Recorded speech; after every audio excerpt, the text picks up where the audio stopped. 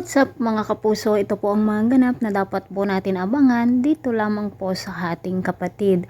Dahil nga po sa plano ni Nachito at Bea na kunwari ay mayroong mga armadong lalaki na magtangka dito sa buhay ni Bea, kung kaya't na paniwala nga nila si Belle at ngayon nga ay pumapayag na siya dito sa iniutos sa kanya ni Bea.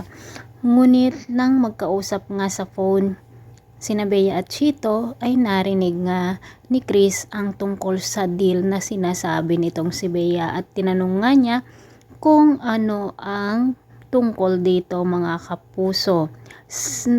Ito naman ang napakasaklap dahil nga po nabaril nga ni Tyrone ang lalaki na kung saan ay nabangga niya mga kapuso sa hindi niya ito sinasadya.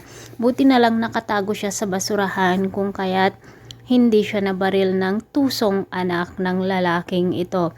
Samantala pinagbubugbog nga ng mga kamag-anak ng kanyang nabaril si Tyrone at agad na dinala ni Rosel sa ospital ang kanyang anak mga kapuso at awang-awa nga si Rosel dito sa kanyang anak na si Tyrone. Sinabi nga ng asawa ng lalaki na kung hindi magbabayad si Rosel ng 1,000,000 piso ay siguradong mabubulok sa kulungan ang kanyang anak na si Tyrone.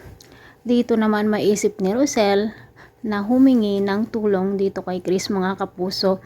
Ngunit matutulungan kaya ni Chris si Rosel nagkakaproblema din siya ngayon dito sa kanilang business at kailangan din nila ng malaking pera. Kapag malaman ni Belle ang tungkol dito, tutulungan din niya kaya si Tyrone mga kapuso at ang desisyon ni Bea na pakikipagrelasyon ni Belle dito kay Chito ay tatanggapin niya kaya.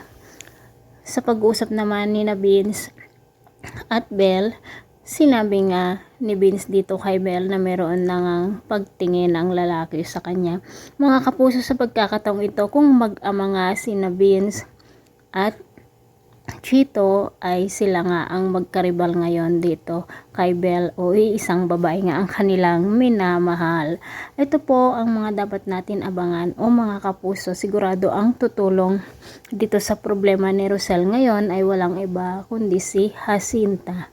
Sana gumaling na rin itong si Jacinta nang sa ganun nga ay hindi na mawawala at hindi rin kukunin ni Darius ang kanyang mga ari-arian kung sakaling ipamana niya ito kay Tyrone. Thanks for watching. Bye-bye.